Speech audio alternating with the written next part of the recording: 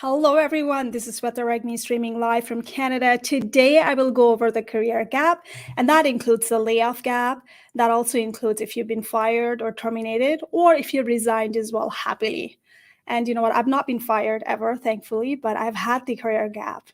When I was laid off, I definitely had a career gap. And when I quit as well, I quit 2 jobs, and then I did have a career gap as well. So I'm going to go through that, what worked for me today. And I am streaming this live on audio live as well on my LinkedIn channel. Go ahead and come over there to ask me questions after I wrap up these sections.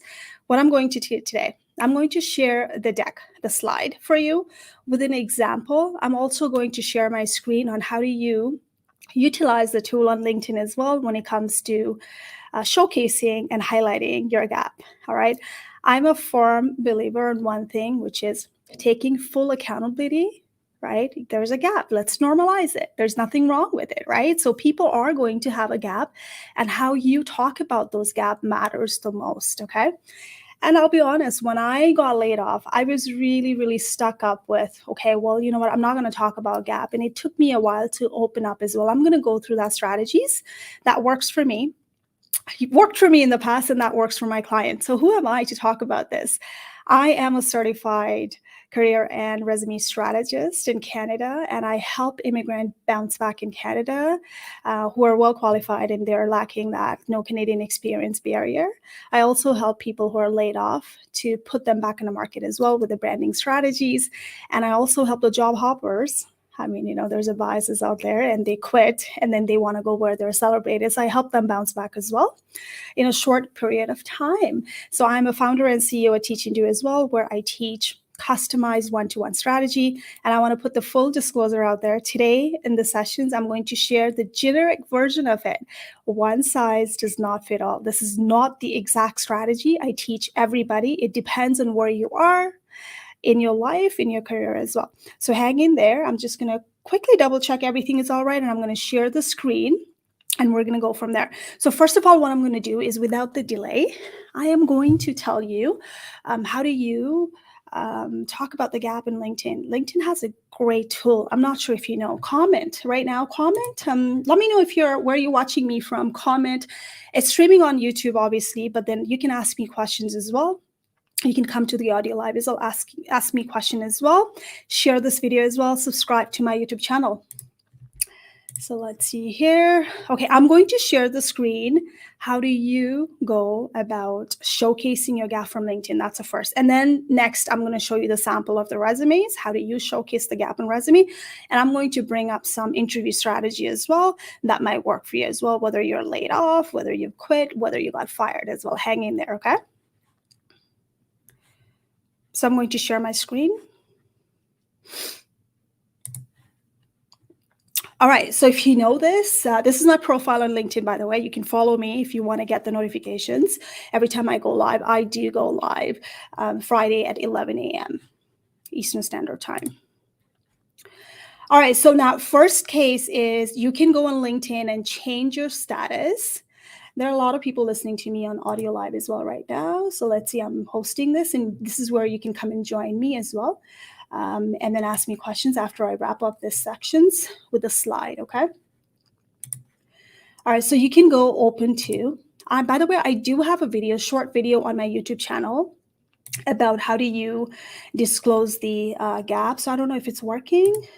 Okay, finding the new job right here. And then you can add title here. So let's say if I wanted to go back to the market, career consultant or whatever, it gives me the options, right? I'm going to go and then take a look at it, and I can do the remote. I can pick the locations. I can go up to 5 in here when it comes to title. Be strategic. Make sure you have a right title. You got to be qualified for those, right? People are searching, and this is a recruiter tool later on. They can see it on the back end. When they're using the recruiter tool, they have an options to actually pick you. That's a spotlight, and they have an option to pick someone who is open to work as well. So this is why you need to let them know, hey, I'm open to work. So then you can add whatever you want here, and then you can start right here immediately, or you can say I'm flexible. You can go contract, you can go part-time, you can go whatever you want here, right? Now, this is the charm, beauty of it. So either you can go with a green banner, open to work here. So let the recruiter know that you're open, plus anyone who sees it's eye-popping banner as well, right? Or you can just go with the recruiters only. Now, there are some biases. I'm not going to go through it. I'm fully aware of the hiring market. There are bad recruiters out there. There are bad hiring managers as well, right? Some people think that it's desperate to put the green banner. I completely disagree with that. We're here for a reason. LinkedIn, you're unemployed. You got to make sure you actually talk about it quite often, especially if you were laid off and whatnot. We're going to go through the strategy right now. So when you go through that, let's see, I'm picking the green one so everyone can see it. Everyone can see it that I am now looking for work. And then I can also add the post, start the post as well. This is where I would go. If you're laid off, then I would go, hey, I've been impacted with the layoff recently. And you know what? This is the targeted title for me. And this is where I bring in all the skills and what you can do for them as well. So you can do that. And this is the right strategy. And I teach my client a LinkedIn class. And again, it all depends on your personal need, where you are at. I'm not going to force someone to put the green banner, but I would highly recommend. My clients have gotten multiple offers and interviews just because of that as well, because they are out there, fully out there. I think, not having the job or your unemployment status should not be something that you should be ashamed of. That personally, that I could feel it, I can vouch for it. If I had this before, when I got laid off, I would be completely using it. So this is how you do it on LinkedIn. There's the other one that I wanted to showcase is over here. When you go, I don't know if you know, but when you go on to the, I'm going to put that here. When you scroll down, when you go on to the experience sections here, you can go here. And I've also put that, you can take a look at my example as well. I put career gap on my experience sections, but for the sake of it, I can put career gap. When you go on plus sign, I can put add a career gap here, and I can put whatever I want to, based on whatever I am at, right? So these are all the examples. The LinkedIn actually gives it to you. And if you're laid off, then you can probably put it here. And then you can just, start locations and month and date and whatnot. And it's a beautiful tool that you can go and showcase it. Again, it's totally up to you, but I definitely vouch for these tools. Tools are there. Why not use it, right? LinkedIn has a tool. I don't get paid for this at all. I'm not sponsoring LinkedIn, but this is something I've been teaching my client, own the gap, by talking about it and not focusing on, hey, I have a gap, but this is what I can bring in to the table. And that's where you actually stand out. So now, I have that on my gap as well. And if you want to know, if you're a laid off person and if you want to know how do you bounce back, I have like full layoff strategy, 7-step to bounce back on my layoff gap right there. So I put it in there. I put the blog in there, right? And I also have how do you update the break on LinkedIn and resume, the small, probably a couple of minutes video as well. And I have these, 7 steps to bounce back if you are looking for bouncing back after a layoff. So that actually is the gist of it when it comes to the LinkedIn. All right, so that hopefully works out for you. So now I'm going to share this. So there was whole shenanigan, whole thing going on in LinkedIn about, hey, you have a gap, and there are a bunch of people that are saying, you know what, I don't like people showcasing the gap. I don't want to know. There are people they're going to say, I'm not going to showcase that. That's none of their business. And there are people that are thinking, well, opening that can of worms is like, putting a green banner on a LinkedIn, which is something that it could be desperate move on job seekers. And I completely disagree with that, right? I think if someone else thinks that putting a green banner is being desperate, that is not it's not your fault. It's their fault. The way they're thinking, and they're probably not trained, and there are a lot of hiring biases, and we got to fix that, right? And this is where the LinkedIn, I was featured on LinkedIn Creator because I was venting out, right? I did the poll, and my last poll said that 59% of the people who voted had a career break, and having a gap does not make us look unprofessional, right? And people do have a career breaks, personal, and sometimes it's really intimate. They don't want to share it, but I leave it up to you up to what part you want to disclose it. So now, so I'm wanting to think about this. you know what? Whenever you lose the job, or even if you quit, resign for whatever reason, right? There's a grief, the stages. And this is where people think that, you know what, everyone goes through the same step and there's no sequence to it. I went through it as well when I got laid off in 1 minute over the phone when I was working there for more than 12 years, right? I got a call, there was a layoff happening, and my role was eliminated as well. And then, of course, I felt all those disbelief and shock and pain, denial and guilt, anger and bargaining, depressions. Like, I walked away and did volunteering and everything that helped me out. I try to give back when I had nothing to give back money wise, but I try to share my knowledges and teaching and stuff like that. And that's when I gained my new skills, teaching people and raising awareness and everything, right? So I think you probably want to look into that as well, if that helps you, if you have a gap as well, just to fit in. If they ever ask you, what did you do during the gap? Because the question's going to come up as well. And we're going to go through that strategy later on.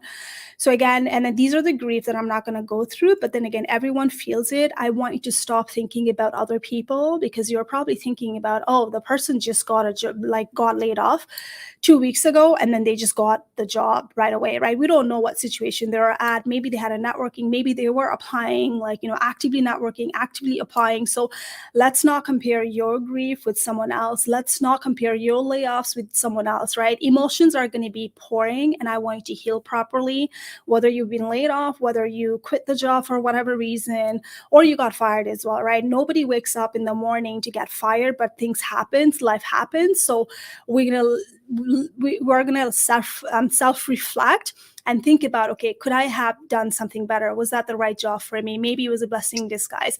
For me, when I got laid off, I felt like I was bitter.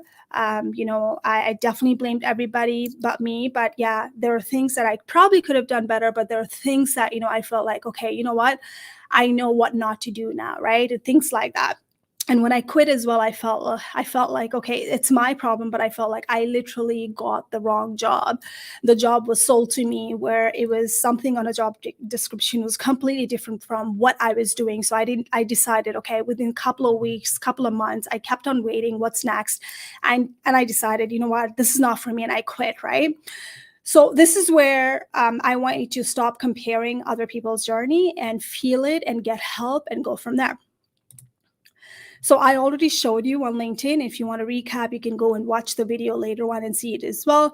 So here's why you need to make sure that you update the LinkedIn status when you get laid off or fired. And I'll tell you this, okay? There are two kind of things that comes up quite often. Some people are reaching out and they're not going to talk about, what happened to the last job. Maybe it's going to come in on the second interview or final interview, right? But if you don't disclose it, it's going to come up in reference check, because in Canada, when someone is offered, there's a conditional offer, or sometimes they just go and make an offer and start doing the reference check. And on a credit history, we can check it on title, what title you had, and like everything, the employers and when the thing ended. So we would know. If you don't disclose it, it's basically you're lying technically, right? So there is two way of doing this. Sometimes people think that don't ask, don't tell. I don't believe in that strategy, right? Unless it's quite recent that had happened. One of my clients got laid off in a past job, and it was quite recent. She was actively putting an exit plan, and she had applied for it, and she got an interview. And then, second interview, she got laid off, and they didn't ask, she didn't tell. She got hired in Amazon in a hiring manager role, right? An HR role. So it was quite recent. Yeah, I'm okay with that because it didn't happen. The roles were pretty much out there before she got laid off, and she was actively applying. That's cool, right? But what I hate to see is clients actually putting it there as if they're employed. And then when the call comes in, then you're going to have to think about and make up stories. And this is how the severance package normally works. When you're laid off or whatever, what happens is some companies would pay you lump sum. You're out of the payroll. Some companies, let's say you got the severance for 1 or 2 years, you're still on their payroll as if you're employed, but you're not employed. You're not there. So you know what? When you call the company reference check might be saying like, yeah, the person is no longer here. Or company might be saying, obviously company is going to say they're on my payroll, right? This is where you got to make sure you are fully accountable and you're disclosing it. That's my opinion. And I don't want you to just just put it out there just in the hope of, you know what, I'm gonna talk about it when that time comes in. No, I think be accountable for it. And then the last thing was obviously announce, especially if you're impacted by mass layoff. Obviously, I want you to go ahead and announce it if you feel comfortable, because honestly, I would do that. And people are talking about layoff. And back in those days when I got laid off, no one was talking about it. I was so embarrassed, like it was my fault. And I didn't even talk to people. I was hiding behind just so that I don't have to talk about it, right? It was really hard. But now it's being normalized. That's really great.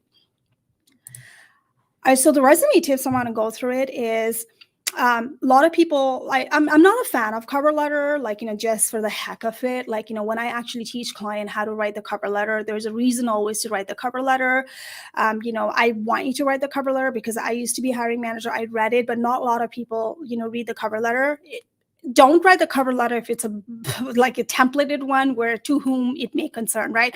Your cover letter has to explain something. And this is where probably you would be using it if there's a gap to explain a little bit so you can include on a resume. There are areas that you can include on a resume as well. But then again, if you feel comfortable on top of the resume, go ahead and explain yourself in the cover letter strategically. And then the second one would be year, like, when you put month on your resume, it might seem like let's say if you put 2011 to 2012 versus 2011 month to whatever, right? They can count on it. So you can probably put the year only instead of just putting a month, right? And then there are names that you can use it to talk about the gap. Leave of absence, LOA, which is relocation because you moved. This could potentially apply to the newcomers in Canada, or if you moved as an immigrant to a different country, or even the city within the same country as well, right? Because relocations, I had relocations. I got laid off, I relocated. And then, yes, there was a gap as well, right? So I had more than 1 year of gap because I was trying to find the right role for me. So then obviously there was a gap. So you're going to talk about it. Some people go to back to school. Some people do the volunteering. And these are all those things that you can talk about it strategically. So the thing that you can talk about is back to school, relocations, volunteering, sabbatical leave. Some people don't decide to disclose everything. I get it. It's too personal. I'm not going to force you depending on where you are. This is where one size does not fit all. So you wouldn't talk about the personal family leave, caregiving, compassionate care, parental leave, mat leave. In Canada, we get 1 year of mat leave. And sometimes people who decide, you know what, I don't think it's for me. I would rather be with my baby, and they want to bounce back, and they can put that as well. And they can put the blurb like, what did you do during that time? If you did volunteering, anything like that as well, right? So career transitioning, professional development, like getting certifications like PMP certification, CPA, whatever, right? So start thinking about it in a gap as well, how you can mitigate the risk of, you're sitting idle. I know sometimes not doing anything in the gap it's okay, but like there's a stigma out there. What were you doing, right? The employer is going to ask you. I was asked, so I was preparing myself to go back, and I put volunteering, and I posted so many pictures of volunteering, fundraising event. I participate everywhere. I started plugging my pictures in there. So when employers literally saw it, they saw that I was active in the community, and that came up, and they said, we literally hired you because I know that you're doing this, and we need people like you. Although that was not the job, requirement, but that was an added perk for them. Okay. They do look at the social media as well. So start preparing your branding during the career gap as well. So here's the catch: mental health leave and medical leave. I know we talk about do not disclose because of the fact that, you might be, they might be biased and you might be discriminated. I'll leave it up to you. If you don't talk about it, like, there's a stigma already. How are you normalizing that norm of mental health leave, right? You went on a leave. Do you want to disclose it? Especially if you want the accommodation, especially if it's ongoing issues and you might need the support. And I personally believe that you got to disclose it so you make it easy. And let's put it that way. If you don't want to work with the employers who are going to be stinging about this, and you're going to not have that, you're going to be micromanaged later on, it's not going to work. It's probably a better idea to weed them out right now, right? So I do believe in taking full accountability and disclosing something that especially is not really talked about in the industry and you were impacted. If we don't talk about it, you know what, that's going to be brushed under the carpet and they're not going to be aware of it. And this is where wrong job comes in as well. So people who are in an executive role, when I'm working with them, so basically board of director, advisor, mentor, freelancing, they're the one who's going to mitigate the risk of like, why are you, sitting idle as well? Those are the example. Okay. Audio live people, can you hear me? Give me thumbs up if you can hear me. And if you're on YouTube, go and see on my YouTube channel as well. I'm sharing the screen on, okay, a lot of people on audio live, perfect. So you can go on YouTube channel as well, take a look at it as well, because I'm sharing the sample, okay? I know a lot of hands are being raised. I'm gonna come back and get to the questions soon, okay? All right, so, all right, these are the example. I just put like, the gap year. So one of the example for this would be the person obviously was eliminated. It's an example. Now, so right here, you can put laid off due to what reason? Pandemic, or it could be just eliminated for whatever reason. You can put it in there. So that way, you're just putting a year right there. And then you can put, if whatever you put it, whatever you took, professional development, like, the project management course was one of the example. And then community service would be the volunteering. What did you do? Like blurb there, and career transition, travel, whatever, right? And you have an option to just leave it as professional development, PMP, and then gap year right there. And then not even list whatever the courses. But I really want you to list the courses, especially if it's warranted on that role that you're applying for, right? Be relevant. And community service as well, something that's really relevant to the role. It's a fantastic idea to put it in there.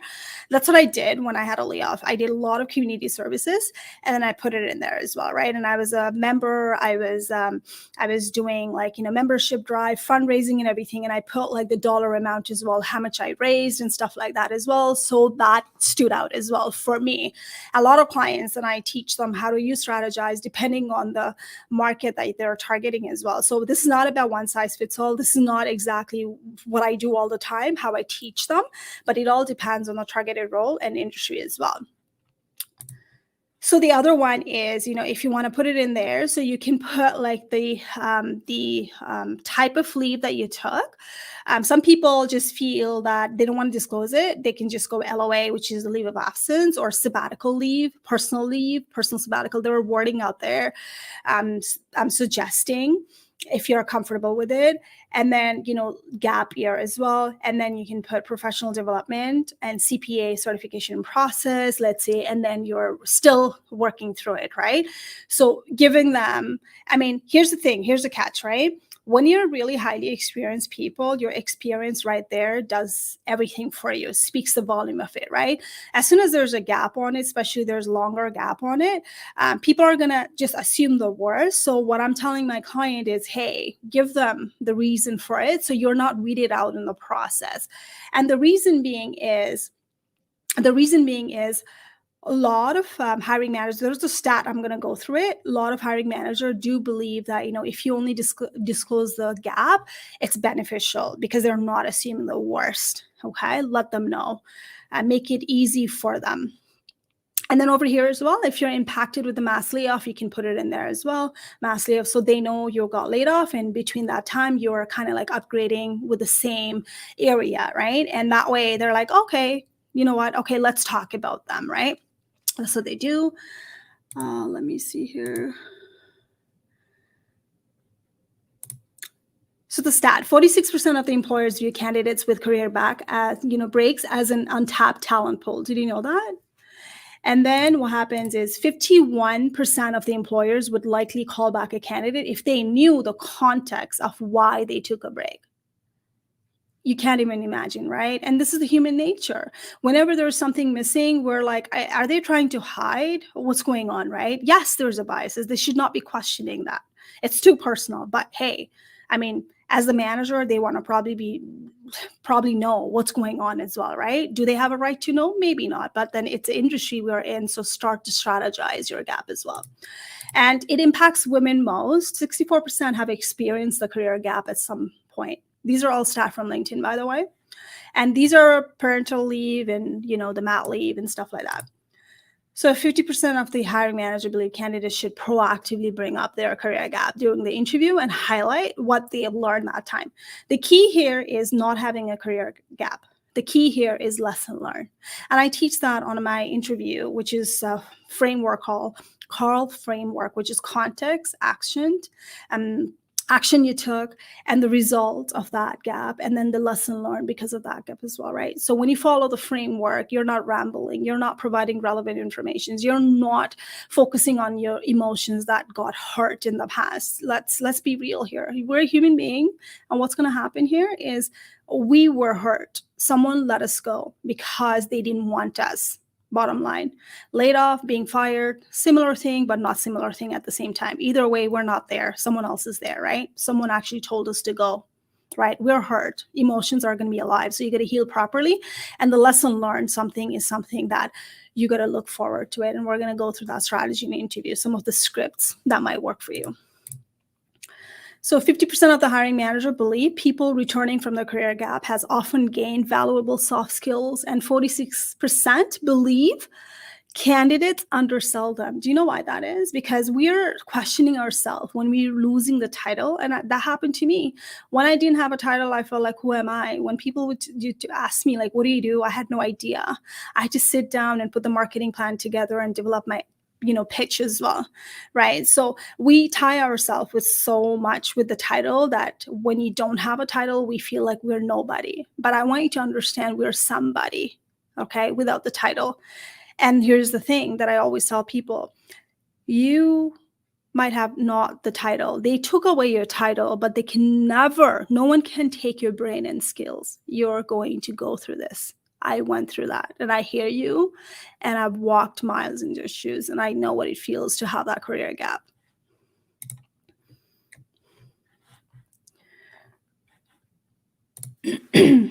Interview tips. So my strategy when I got laid off and when I had a career gap, I had more than a year gap. And then I started sliding on, tell me about yourself, whether it was a recruiter call, pre-screening, whether a hiring manager, I slide in there, right? Instead of them waiting to ask me. And they're like, some people are going to be very diplomatic about it. They're going to bring in on questions. Why did you leave? And stuff like that.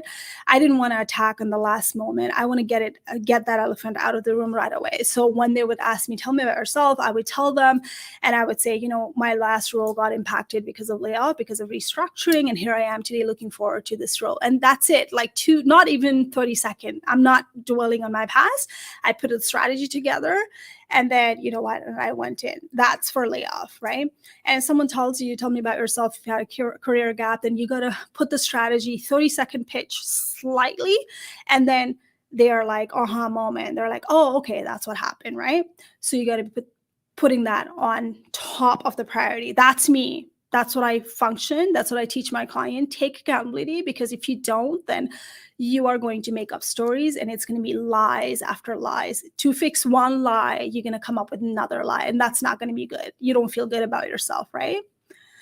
So provide accomplishment, lesson learned from the career gap, obviously, and that would be, whatever you did during it, highlighted a couple of skills that's relevant to the role you're applying. SWOT analysis, right? Sometimes what happens is when you have a lot of career gap for years and years, you probably have missed so much things in the industry. So go and see yourself. What's your strength?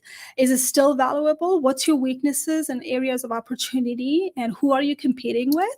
And start to think it. Is it the courses? Is the certification? Is it the tools that you get to learn it, right? So start upgrading yourself, so that way it's not seen as weaknesses. The gap is seen as a strength.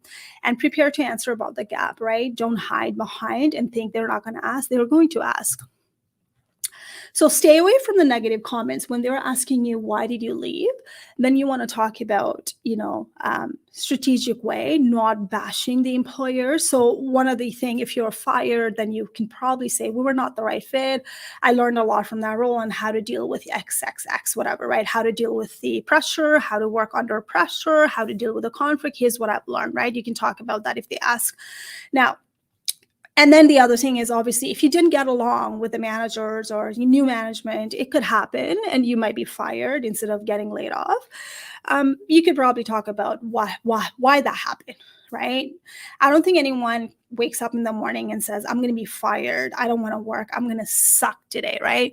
Things happen. The work that you loved last year might not be something that it's going to motivate you, right? And you're just waiting to discover yourself, and the productivity is low. You've talked about it, but you don't have that balls to quit. Sometimes that happens. You just wait until they fire you. And I've seen people like that. I've seen managed people like that. They knew they were at the wrong role. They're like, I'm just waiting to be fired, right? And this is where you got to self-reflect. Okay, well, did you need to wait for that? Or have you quit, right? It's up to you. We all have personal need, and I'm not going to coach you on like how to do it, but you do you at the end of the day. But then getting fired, there has to be some lesson learned, right? And sometimes it's a bad management, right? Sometimes it's you. Self-reflect.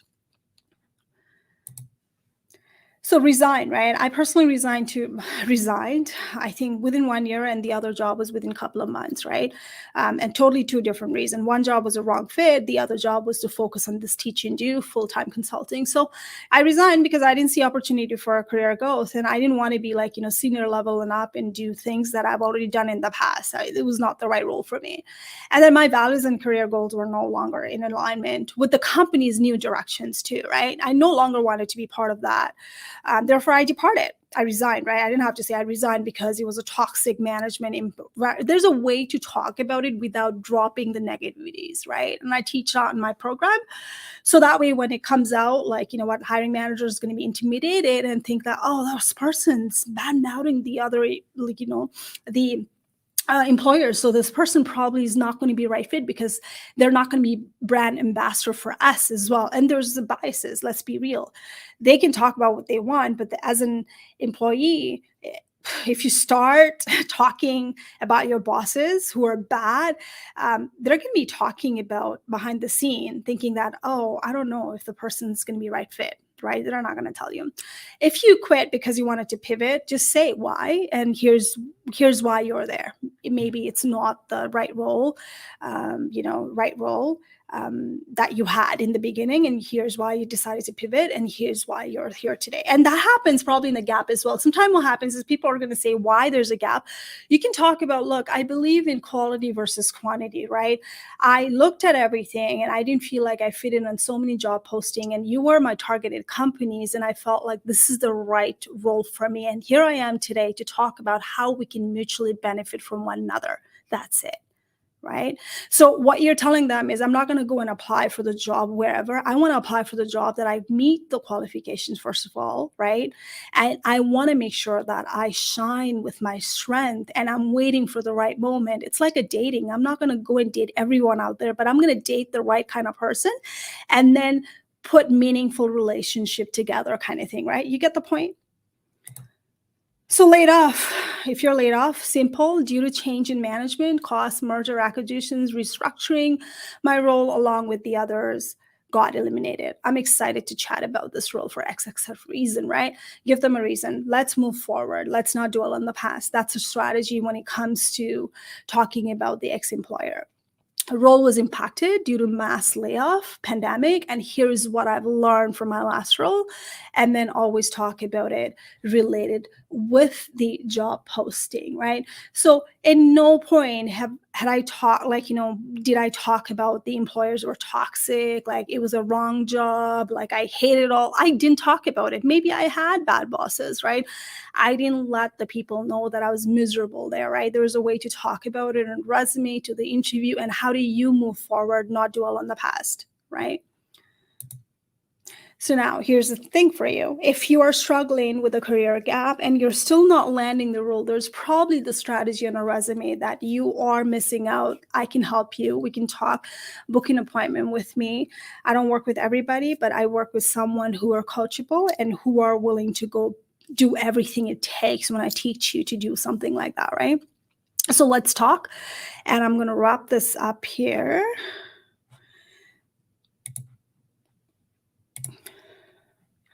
So I have people on my audio live. I'm going to open for questions now, and you can come up.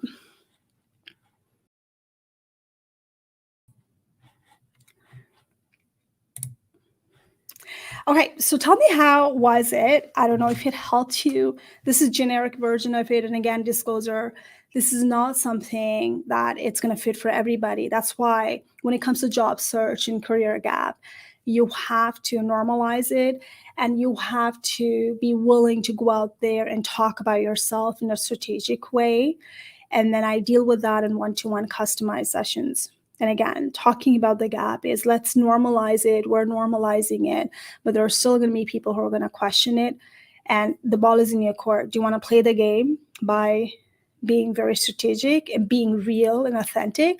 Or do you want to just go back and, not talk about it at the end? And that might just hurt you in the process. The ball is in your court. Hopefully that makes sense. Okay. So I'm going to go on audio live and take a look at it. If you have any questions on audio live, I'm opening the stage. Let me know. Come up here and ask me questions. If not, then I'm going to wrap up the sessions. And here's the appointment for you. If you want to come in and book in and talk to me. Also, I do have a free resources as well. You can go ahead and download it. There are a lot of free resources for job boards, remote work, and everything like that. I have job search blog as well for you, and there are like a bunch of stuff. Subscribe to this channel as well if you want to see my live every Friday at 11. I do this on audio normally on LinkedIn, and I also go live on YouTube channel as well. I'm on a TikTok. I don't know if you know it, but I am on a TikTok. So follow me for bite-sized career advice. It's going to be fun. I don't think I'm the same person on LinkedIn. On TikTok, TikTok brings the best out of me. I don't even know when I watch myself on TikTok. I feel like, was that me? So if you want to see the fun side of myself, I will check you out on TikTok. Follow me and then say hi on TikTok as well. I'll see you there. All right. So without that, what I'm going to do is I'm going to end the broadcast on the YouTube channel for you if you have any questions about the gap, or if you're having a hard time bouncing back. Let's connect and talk about it. Again, I want to leave with this. Listen, they took your title. No one can take your brain and skills.